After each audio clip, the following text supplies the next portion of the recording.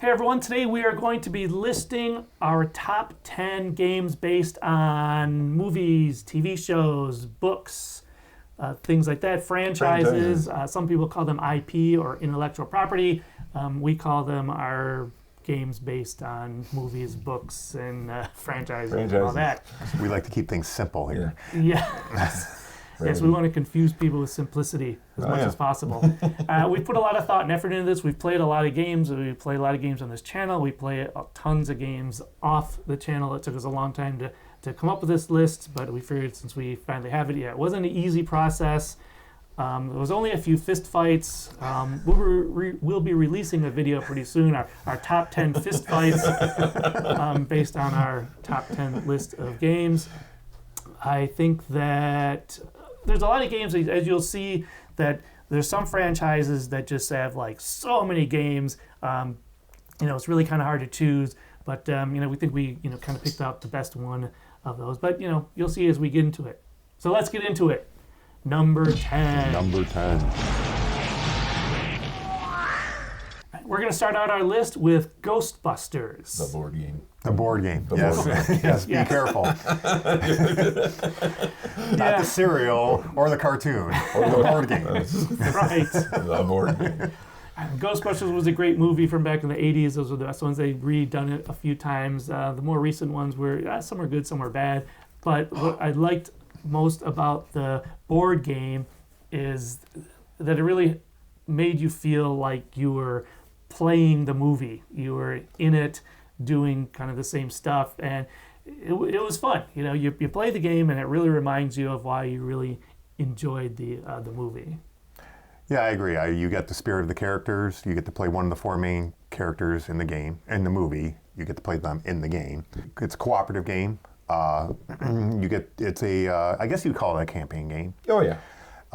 It's really interesting because every campaign you're switching up the board. It's all brand new setup.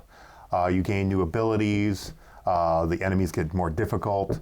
But I agree with you. You really feel like you're playing the game. I mean, you're shooting your proton gun. You're battling ghosts. You got to trap them. You're getting slimed. You got to drive the car. You got to drive the car. You got to drive Metro 1. So, but no, I think for trying to capture the spirit of the movie, I think they did a very good job. Yeah. And there's a Ghostbusters 2 game if you're really that big of a fan of it.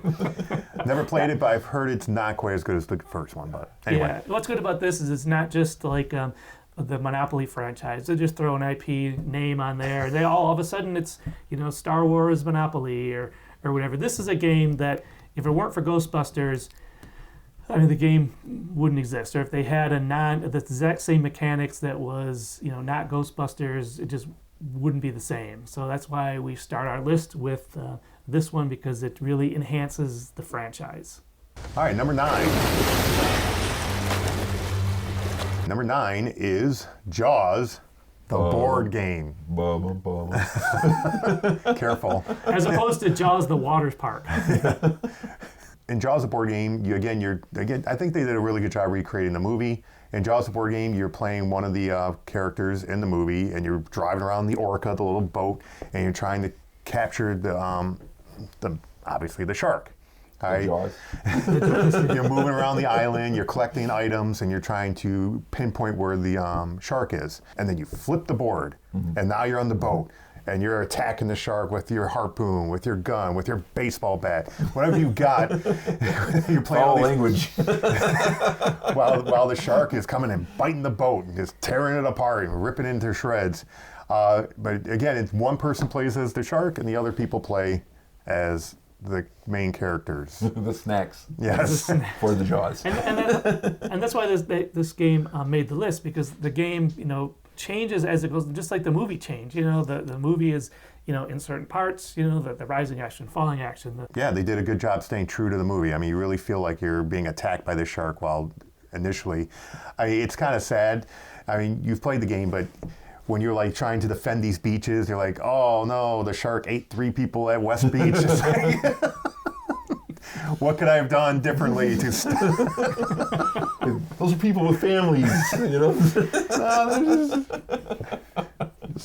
Scratch them off. Scratch them off.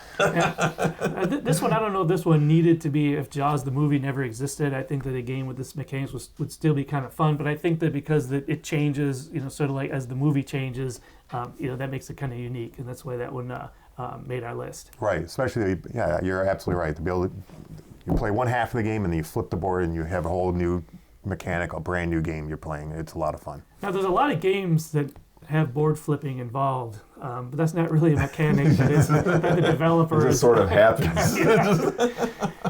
yeah, sort of organically, it just happens.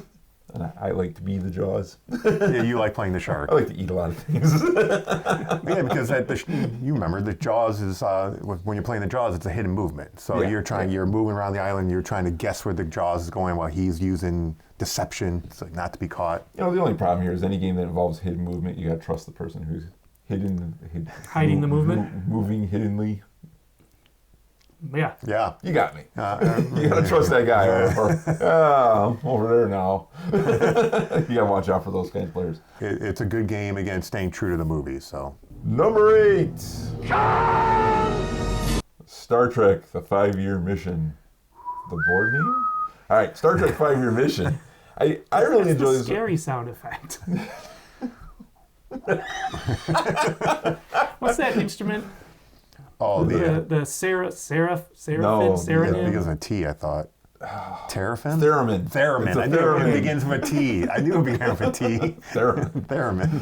That was the world's worst theremin imitation that I've ever heard. The pressure was on. He went for it. And he went for it.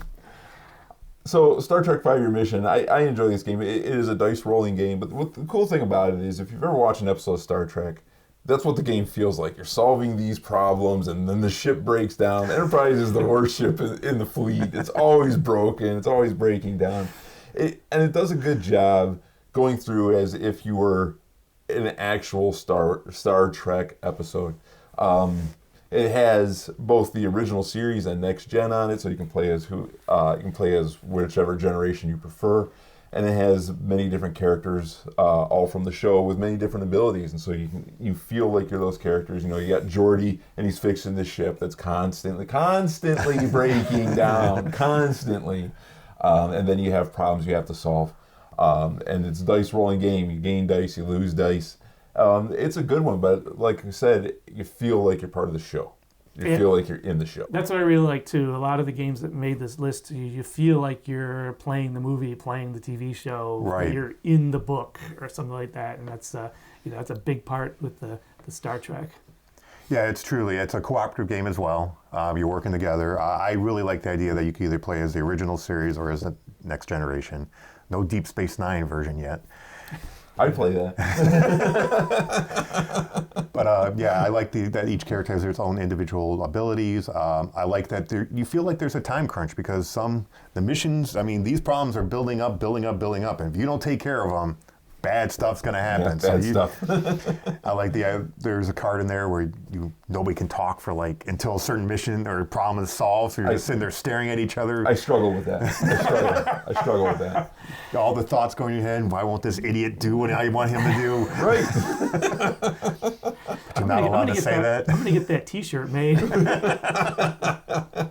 Look for it in our merch store. But no, I think it's a good one. But again, you feel like you're playing the show because you're correct.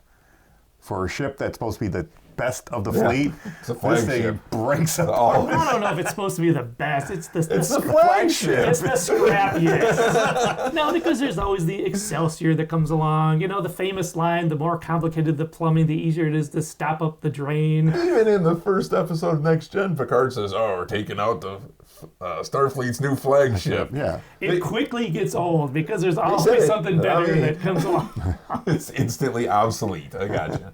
Like driving a new car off a lot. Yeah. Lost half its value. Or buying an iPhone. Number 7. What are we talking about this for? I say we take off and nuke the entire site from orbit. What's number 7? Alien Fate of the Nostromo. Pastrami. Nostromo. Nostradamus? This is a fun one. It is a lot also, like we've been saying, in the theme here, you're playing the movie while you're playing the game. When you're watching the movie, you're always waiting for that jump scare for where the alien's going to pop out, and there's an element of that in the game too. And you're trying to get your things done, and you never know where this thing's going to pop up and ruin your day. To me, part of the theme of the first Alien movie also is you're wholly unprepared for dealing with this monstrosity that's attacking you, and you have limited resources with which to deal with it. It's a cooperative game, and you do end up sharing things, but there's a lot of times where you end up, I got to go to this part of the ship, and you got to go to that part of the ship. Well, I don't want to go to this part of the ship because this is where the alien is. Then you run around in a circle and things chasing you around, And it's, but you get that, you get the movie feel. The pressure is on. You're underprepared. You're under-resourced, and you're trying to complete your objectives. Yeah, it's a good game. I like the cooperative aspect. Again, you get to play one of the main characters. Each of them have their own ability, which makes it fun.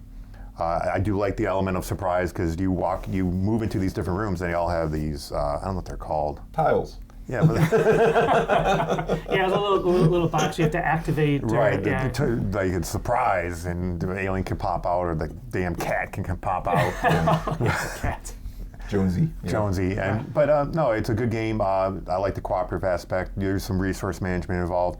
I would have to say, if you are a fan of the game Horrified, I think you'd be a big fan of this game because I think there's some elements that tie into it very similar. So yeah, I agree with that. Also, since it's based on an older movie, it makes me think of another movie that I can taunt Dave with while we play and mix genres, which is I Can't Do That, Dave. 2001. Hell doesn't belong in Aliens. What are you doing, Dave? I don't think they have a 2001 game, do they? No, I've never seen one. We should make one. And then we can taunt. You get right on that. Just taunt Dave. You're right on that. I do have to say that I know it would have been difficult. I wish they would have had some aspect of one of the characters getting a nice alien pod inside of them, so it burst out of their chest burster. But not sure I describe that as nice. It's a great scene. It's awful. But good game. Very good game. Yeah. Number 6. G.I. Joe deck building game.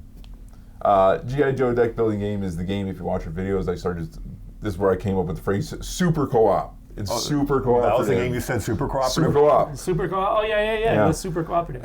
It's a deck building game, so you're purchasing things from a common pool. Then those are now in your deck, and you get better and better and better as you go. One of the cool mechanics to me about this game is you perform missions, and you do feel like you're in the G.I. Joe cartoon. There's three different chapters. So you go through the first one, then there's a stop. I always say that's the commercial break, and then you go through, and there's a stop, it's commercial break. But what's cool is when you go on these missions, a lot of the missions, the story missions especially, but the group missions as well, when I send my Joes on a mission, if there's enough room in whatever vehicle I'm taking, then Jason can send Joes, and Dave can send Joes. And that's why it's super cooperative. I can play stuff on your turn, and yeah, it does hobble me when my turn comes around, but it lets you complete those large objectives. You work together, you play cards, and you get where you're going. It's a deck building game. There is a dice rolling element to it. If you're rolling poorly, you can get squashed quickly by this game. So try not to play with people who roll badly. Dave, are you pointing at Dave? Dave rolled terrible. Oh, in that one. Terrible. Historically, Dave just calls his in competitive roll. games, Dave calls his roll because that's when he puts out his loaded dice. He doesn't do that for this. But no, it's super cooperative. It's great. It hits the nostalgia button. You got all these classic Joe stuff, all the classic Joe vehicles. They continue to release expansions. Some are hit, some are miss. But they all add this element of nostalgia from 80s cartoons and toys that really hits it with me. Yeah, as we're getting down closer to number 1, we're getting into games that kind of take the franchise a little bit beyond. The G.I. Joe cartoons were great to watch, but it's not like a massive franchise where this G.I. Joe game is, sort of in the middle. This G.I. Joe game sort of elevates the franchise a little bit because it's such a fun game, and there's not a ton of G.I. Joe movies and G.I. Joe books and stuff like that. I mean some, but I think this adds to it.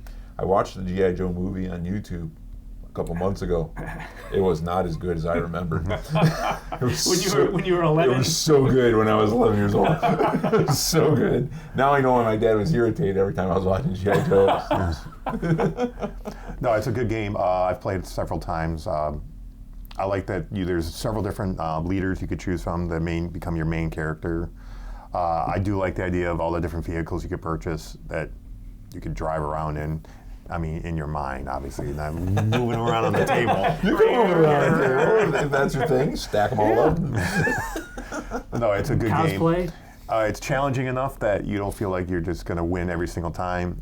You can make it easier. You can make it harder, however you want. But they did a really, really good job. They have all of your favorite enemies, from Destro to Cobra Commander and what have you. So I think they did a very good job, especially if you're of our age. It's you remember that as a kid. You're very nostalgic. So Yeah, good stuff. Great game. Expecto Patronum! Number 5, Harry Potter Battle for Hogwarts. Go figure, it's another cooperative game. Yeah. It seems like, I don't know if I think I mentioned this earlier, it seems like a lot of these IP games are cooperative games. Yeah, because you're playing the characters in the movie, and usually there's a lot more movies out there where it's the characters against, one evil thing, or characters against, a bad situation or bad environment. There's not that many movies out there where everyone is out to get each other in the movie. So protagonists tend to get the most screen time. Correct. right. So.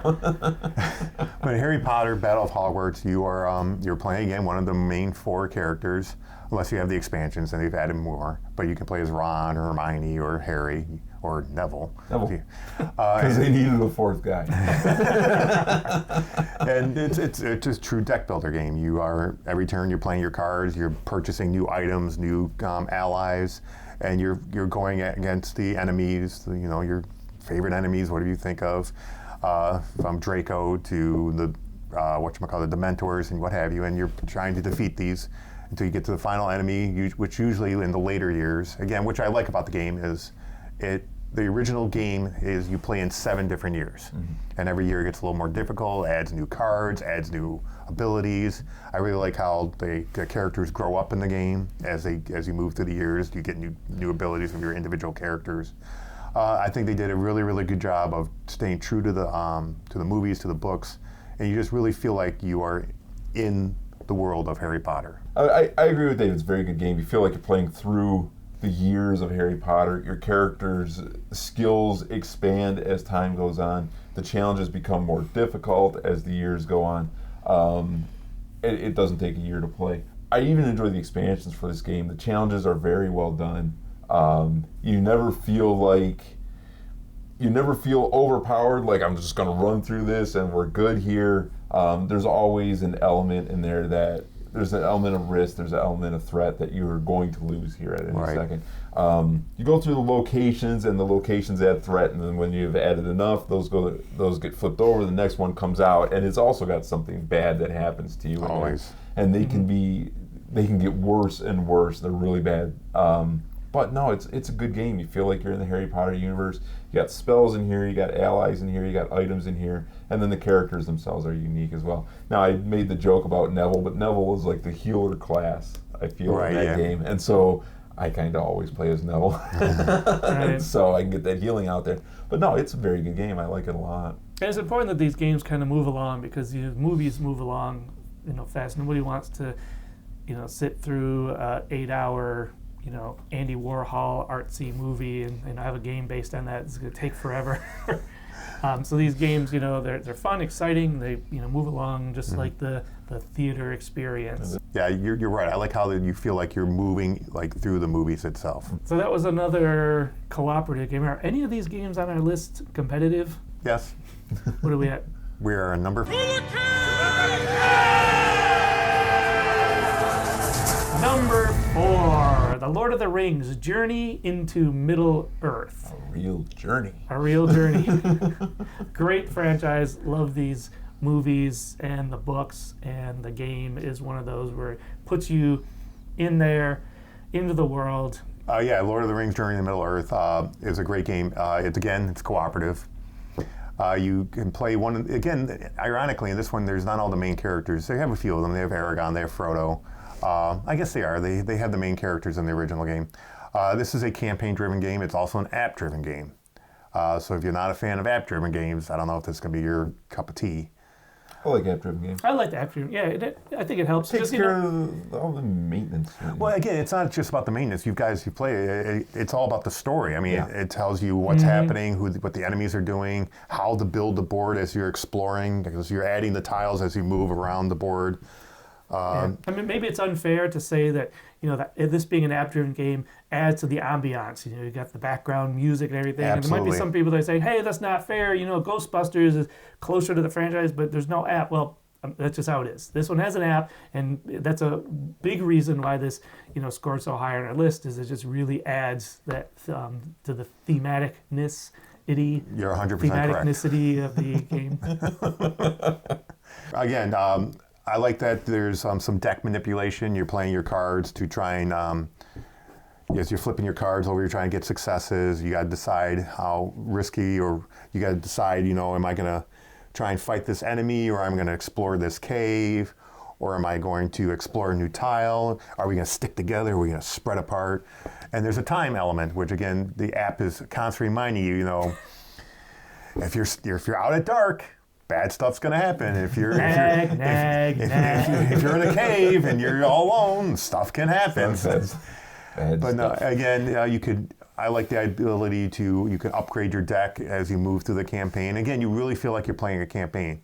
One of the things I really like about this game is it seems like the app has enough storylines that you're never going to play it the same way twice. Exactly. And with these kinds of games, is what you said. Should we stay together? Or should we split up? I like when people split up, because then you can taunt that person. You shouldn't have done that. I told you not to wander off. Shouldn't have done that. And now you're dead. Yeah. And there's a ton of expansions for this one as well. Oh yeah. Being a Fantasy Flight game, they're just going to keep on. They're going to keep on printing. Keep cranking them out. And as long as they're quality, I have no problem with that. And so, no, it's a good one. Number 3. Dune Imperium. Now we're really getting at the cream of the crop. And the games that we're getting here in our top 3, these aren't just, these might not just be a really, really good IP game.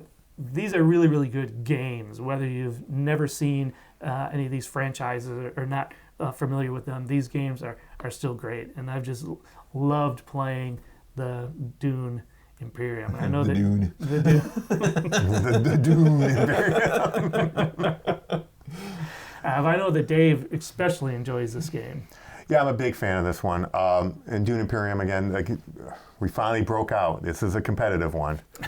All right, and you get to play as one of the main houses, if you'd like, the Atreides. You get to play as the Harkonnens. You get to play as the, I almost said the Benedictine monks. But again, similar to many games, this has a resource management element to it. There's a deck building element to it. There's a worker placement element to it. So it hits a lot of niches that people are looking for. There's point systems. There's influence on the tracks of who has more influence in certain tracks, which gives you different abilities. I love with the fight aspect into it, where you're all putting more armies into trying to control the spice war, and you could trick somebody really quick. You play a card really quick, and they didn't see it coming. So if you're looking for a game with a lot of different elements that many other games have, from deck building to resource management to worker placement, it really hits a lot of niches that people enjoy. I love games with a lot of mechanics that are all done well. Yes, and they do a good job. One thing about this game is I think it hits at what the core of what Dune, the story, is. Exactly. If you've ever read those books, or at least the first book, there's so much going on. There's all these factions have their own agendas. They're all knifing each other in the back. They all have, wheels within wheels within wheels of different things going on. And that's what this game reminds me of. There's so much stuff going on. And different paths. Everyone seems to have paths to victory. I hate competitive games where someone feels like they're out right away just by the nature of what they've chosen on their first actions, or even by the nature of the faction that they've chosen. And so, you have paths to victory. There's so much going on. There's, and again, knives in alleys is always a lot of fun. And make sure you play that card, the knife. Right. Yes. So this one's pretty hot right now. I know they're rolling out expansions for it as well. But yeah, it's a good game. Yeah, it truly, you feel like you are one of the families trying to battle for control for the planet. And I can't wait for the new movie to come out either. November. So if you're watching this previous to November of 23, let's hope it was good. Yes. Number 2. Let's go! Star Wars Outer Rim. When it comes to Star So Wars, that's what we decided on? That's what we decided on. Outer Rim. There are so many different Star Wars games to choose from. There really are. Why are you chuckling? You didn't choose Star Wars Trouble? That was one of the big battles that... It was. It's like, okay, we didn't want to have a list of our top 10 IP games and have 4 of them be Star Wars. And Right. so, you have Star Wars Rebellion in here. You have X-Wing. Even some of the Star Wars risk games or Star Wars Life. There's so many different games. We went with Outer Rim, and the reason why is because in Outer Rim you've chosen a character, and you feel like you're that character in that universe. I'm Boba Fett doing Boba Fett things. I'm going out. I'm getting bonuses for capturing bounties and bringing them back. You really feel like you're those characters occupying that space in that universe. And it's really well done. There's a lot going on. And this is a game where there's actually so much going on that I forget to do some actions and I lose. But it's a great game. I like the characters. I like that they've even gotten down into some of the more obscure guys and expanded upon what they do. But you can play as Han Solo. You can play as Lando, you can play as Boba Fett, you can play as Dengar. Yeah, and it's not like you're playing through. Hey, remember in this one movie when they did this? Well, you're going to do that. This is all stuff within the universe, very true to, but it's Right. all new and That different. this guy would do, Right, yeah. Well, guess what Han does in his spare time? He's a smuggler. That's what he does. This is his side hustle over here. Being a general in rebellion, but I got to smuggle the spice. Right. Oh yeah, definitely make sure you go on the Kessel Run. Oh yeah, that's always entertaining. But this is one of those games too. You have a great big deck of events, and you're going through and you're finding the events, and it's one of those games that can be improved on. Just if they sold just another deck of events, I'd buy it. Right. I really would. And so if you play it enough, you do get used to what's in there, what's coming, and what's required. But it's a very good game. Gives you a lot of variety. I like it a lot. Yeah, and this is another one of those games where it's our second most popular number 2, so it has transcended just the the franchise itself. And to be honest, there's some debate as to where the Star Wars franchise has gone recently. I had not noticed. Some of their properties that have come out recently are not great, but this game is great, and this game transcends those, and that's why it scored so high on our list. Yeah, and especially since, like you mentioned at the beginning of the video, there are dozens of Star Wars games. And we really debated, which one deserves to be on this list, because we didn't want to put, like you said, 4 Star Wars games up there. I mean, we had Star Wars Rebellion, which we really, really enjoyed. Really yeah.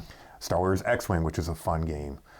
Imperial Assault, another great game. So it was a difficult debate. The fact that this made number 2 shows you what we think about this game. So much going on, like Jason mentioned, your ability to purchase upgrades to your ship, get new weapons, you gain new allies, you fly and you go to planets and you explore the planet. I mean, there's so much going on, you do so much to do, and there's, like you said, there's a bunch of different paths to victory in this game. It is a lot of fun, a lot of fun. So instead of watching Book of Boba Fett, fly and play Outer Rim. Yeah, much better. So much better. Before we reveal our number 1 franchise honorable mention, we think that the what didn't quite break our top 10 is the Goonies and the DC Deck Builder. Yeah, they're both very good games. Goonies is another. Goonies I like because it's a cooperative game. While you're playing some of the characters, one person runs as the game master as they run through the movie, and they have to complete the missions. But it wasn't quite a top 10 game. Yeah, same with DC Deck Builder. I like DC Deck Builder, but, we have a whole bunch of other stuff on the list that even other deck builders that are just above it. And so it just didn't quite make the cut. I do like DC characters, and I enjoy the stuff there, but for me, it just didn't quite make it the top 10. And, hey, welcome to our top 12 games based on franchise. It didn't have the same ring to it. Right. You can't search on that. If you're fans of those games, we apologize. Well, they got honorable mentions, so. And in fact, we honorably mentioned every other franchise game if you're a fan. Avengers!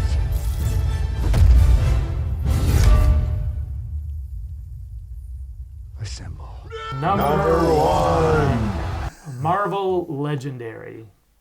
And this is sort of another one where there's a Legendary is such a great mechanic and it's such a great game that we were debating which Legendary game would be the best, and it just seemed that the Marvel Legendary really rose to the top. Yeah, there are so many. Legendary being the mechanic, being the system. You have Marvel. You have Buffy the Vampire Slayer. You got X-Files. You got Alien Encounters. The upcoming Matrix game. You got James Bond, which is fantastic. Trouble in Little China. Big Trouble in Little China. Which you have Firefly. Firefly. There's so many. I listed all these. I thought I had it, and I forgot one anyway. But Marvel Legendary really it rises to its own level because they've put so much into it. There's so many expansions for this game. There's got to be over 20 expansions. I've got a ton of it, and I'm still behind. I think I've got like 4,000 Legendary cards at this point, and I'm still behind. But what the game is, it's a deck builder. It's cooperative. There is a point scoring system, but I don't think anybody ever plays with to see who won. It's just we win. It's a cooperative game. And then you're playing against a specific super villain who has a specific agenda. And so you can randomize those villains and you randomize the agendas. And so you can have Magneto robbing a bank. You can have Galactus robbing the bank. Because he needs money. Right. Yeah. While he's eating planets. Hey, Yeah. You can basically, you're making your own comic book. The Fantastic Four are trying to stop Annihilus from mutating all these people. It's really great, and the mechanics are such that they have their little minions who are moving through the city, wreaking havoc. You're attacking these minions till you can get enough power where you can face the mastermind himself. But it's really good, and there's so much out there, so much variety. It's a never-ending well of games. Dave and I have played over 100 games of this. Marvel to me is just it stands above the rest. I do like Bond. I do like Alien Encounters. Those run like movies. You put the deck in a specific order and you're going down through it as the movie runs, but it's not the same. In Marvel Legendary, you're running your own comic book. That's the only way to say it. And I think that's why it's number one, though. Because if you like the Marvel Legendary, which we obviously do since we put it number one, I think you'll enjoy any of the other Legendary versions of the game. Yeah, I agree. Because they all have the same mechanic, but they do such a good job feeling like you're immersed in this world, in this universe. And pick your favorite franchise. We're huge Marvel fans, maybe a little bit more than we are James Bond fans. So pick the Big Trouble in Little China. It's awesome. Kind of niche, but if that's your thing and you've never played a Legendary, start with that one. Right. I know people are huge fans of Firefly. Oh, huge fans. Great. And so they really hit that TV show really, really well. Like Jason said, we've played well over 100 games with this. And I love the fact that they did not skimp. You name a character, they have a card for it. Oh, yeah. You name a character, they have a card for it. I'm constantly astounded that they're coming out with new stuff. It's like, who haven't they talked about? Joe Schmo, the janitor, he's probably in the game. Some extra. Man number 4. Yeah, it's unbelievable. There are characters. I thought I was a big Marvel fan. There's characters I've never heard of, and they have cards for them. So many. It's unbelievable, which I really, really am impressed by. I keep it in like 3 huge crates, and it never leaves my basement. It's just too heavy. So that's a look at our top 10 favorite games based on popular franchises. If you enjoyed this video, please consider subscribing. And if you want to make a comment saying how much you agree with our list and how our list is just so spot on and perfect, and I will debate you on the best Star Wars game. I will do it. Let us know what your top 10 list is. Let us know what we got right. Let us know what you think we got wrong. We'd love to hear it. And, all 10. Well, correct. Yes. Reshuffle. Anyways, we'll see you next time.